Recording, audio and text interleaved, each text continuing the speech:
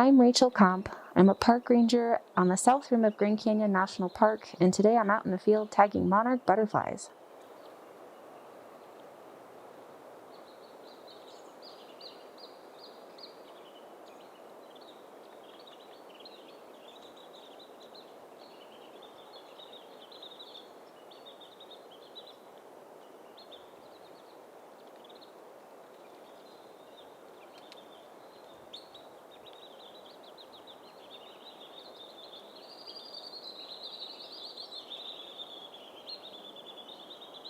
I'm using this large insect net made of a fine-grained mesh that allows me to safely catch monarch butterflies without injuring them.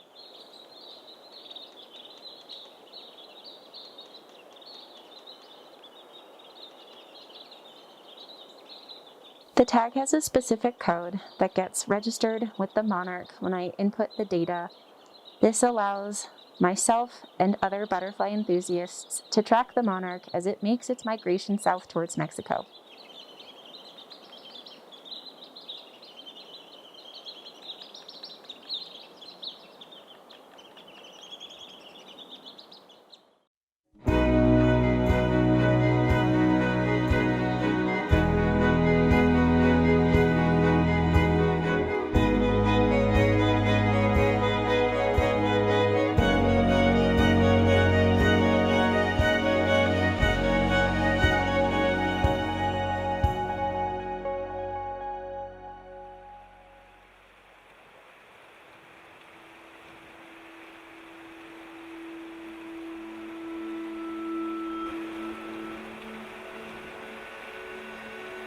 We absolutely cannot survive in this world without water.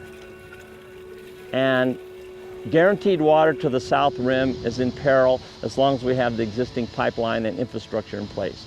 And if we don't have that, then everybody goes home.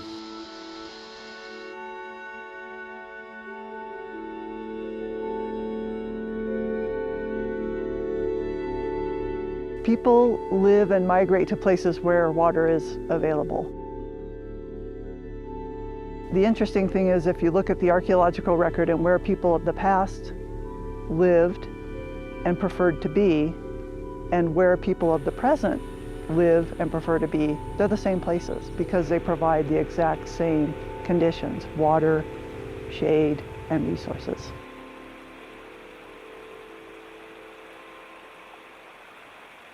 The genesis of the Trans-Canyon Pipeline was as a means to provide secure water at a volume that would meet the needs of the visitors coming to the Grand Canyon and the development that was occurring in Grand Canyon after World War II.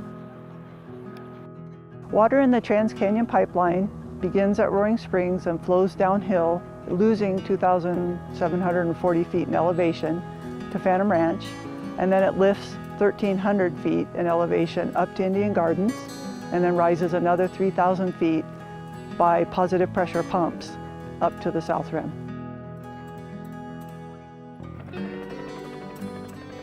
But the build of the pipeline was a logistic challenge like the Park Service had never undertaken, especially for that time. The contract for the Trans-Canyon Pipeline was awarded in 1964 to Halverson Incorporated, and Ellie Halverson had a penchant for choosing logistically very difficult projects. Everything had to be brought in by helicopter. There were no roads. It's got 700 horizontal curves and 1,200 vertical curves along the pipeline. All those things together made it an engineering marvel.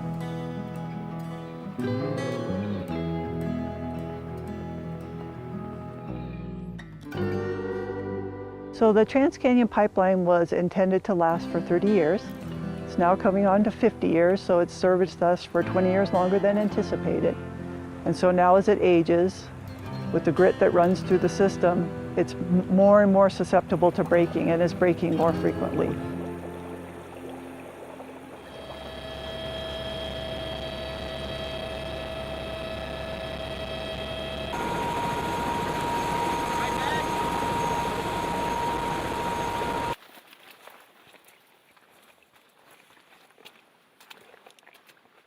This is a sprayer.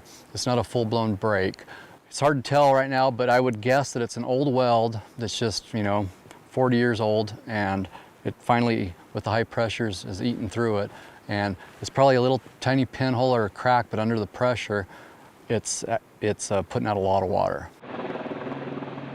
We're gonna get our sling loads in, and our welder, and our tools, and we will excavate it. When this pipeline breaks, it's go time. It's time to we've got to get down here as soon as we can. We're under a lot of pressure to get the water back on, because Phantom has about a 2 or 3 day supply, and after that they start talking evacuations, and it's not what we want to do.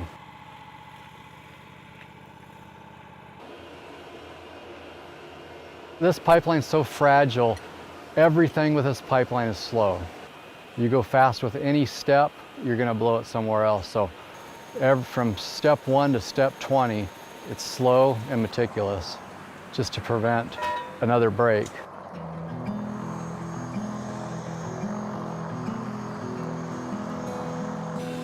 Like all the other valves around here, this valve's probably 30, 40 years old, and it's just exceeded its life at this point.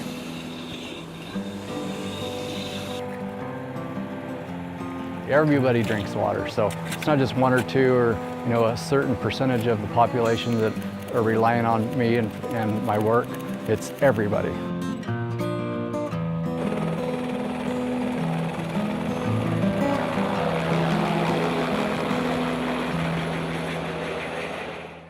My very first week I was here, I went on a nice long hike. I sat at the Arizona room and I drank almost 3 pitchers of water. And the next day I saw the chief of facility. He says, "Where does all our water come from?" And he goes, "Oh God, I'm so glad you asked." He goes, "It's this pipeline and it's really, worn out and we're having all kinds of trouble with it." And I said, "Well, what are we doing about it? What are we doing in this system? Have we asked for help?" And he goes, "Well, it's just been so overwhelming of the idea, and that we could never get that much money. We really haven't come up with a long-term strategy. We're just fixing it as we go." The money that it would take to repair this pipeline, about $150 million was that original estimate, is more than all parks get over a 3-year period. What would happen if we had a catastrophic failure? The immediate impact would be an economic ripple through the whole Southwest. Northern Arizona would be in shock. The economic engine of the park itself, easily $500 million a year, several thousand jobs here at the canyon, in gateway communities in and around the park. But what would be lost is visitation. We'd have to literally send everybody home. Right now, underway, we have a construction project down at Phantom Ranch to replace 2,800 feet of the 15 miles. That 2,800 feet is going to cost us about $3.5 million. It's going to take several months, and it's a good precursor to what the challenge we have to replace the whole pipeline.